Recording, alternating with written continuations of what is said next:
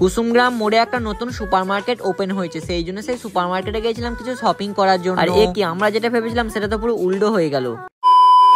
আমার একটা কাছের ভাই বলতে পারো, সে বলেছিল যে তোরা তো ভিডিও করিস, তাহলে কুসুমগ্রামে একটা নতুন সুপার মার্কেট চালু হয়েছে, তাহলে ওখানে গিয়ে তোরা ভিডিও করে আসবে যা। আর আমি অনেক চিন্তা ভাবনা করে দেখলাম ব্যাপারটা তো ঠিকই বলেছে, যেহেতু নতুন একটা সুপার মার্কেট চালু হয়েছে আর আমি এমনিতে কুসুমগ্রামে আজকে যাবো, তাই সেই জন্য দেখো ভিডিও করবো বলে আমরা কিন্তু সুপার মার্কেটের সামনে চলে এসেছি। আর আমি এমনিতেও ভাবছিলাম যে 2-3টে আমি জামা প্যান্ট কিনবো, সেই জন্য ভাবলাম যেহেতু সুপার মার্কেটের সামনে এসেছি তাহলে এখান থেকে করে জামা প্যান্ট কিনবো। কিন্তু আমি কি আর জানতাম যে এখানে আর জামা প্যান্ট কিনতে পাওয়া যায় না। আসলে এখানে তো দিলাম সবজি থেকে শুরু করে সবকিছুই পাওয়া যায় সুপার মার্কেটের মধ্যে। তাই ওই সুপার মার্কেটের সামনে এখন গাড়িটাকে রেখে আমরা এই সুপার মার্কেটের ভেতর ঢুকবো। আমি কিন্তু এই সুপার মার্কেটের ভেতর ঢুকবো ঠিক আছে, কিন্তু আমার মনে একটু ভয় ভয় কাজ করছিল, সেই জন্য প্রথমে সুপার মার্কেটের ভেতরে ঢুকার পরে আমি দাদাকে জিজ্ঞাসা করলাম যে ভিডিও করা অ্যালাউ আছে? দাদা বললো আপাতত এখন অ্যালাউ আছে, তুমি ভিডিও করার কোনো সমস্যা হবে না। আর সত্যি বলছি, আমি ভেবেছিলাম হয়তো এই সুপার মার্কেটের মধ্যে জামা প্যান্টও পাওয়া যাবে, সেই জন্য কিন্তু আমার এই সুপার মার্কেটে আসার উদ্দেশ্য ছিল। কিন্তু এই সুপার মার্কেটে আসার পর বুঝতে পারলাম যে এখানে সাংসারিক যাবতীয় যা জিনিসপত্র পাওয়া যায়, আমাদের এই জামা কাপড় কিছু পাওয়া যাবে। দেখো যেহেতু এসি পড়েছি, তাহলে সেই জন্য একটু সুপার মার্কেটটাকে ভালো করে ঘুরে নিচ্ছি আমি আর আমার বন্ধু। বেশ ভিতরে আসার পর কিন্তু আমাদের ভালোই লাগলো, আসলে এত সুন্দরভাবে মার্কেটটাকে ডেকোরেট করেছিল না, তোমাদের দেখে ঠিকই মন ভরে যাবে। আর ওই যে হয় না এইসব জিনিস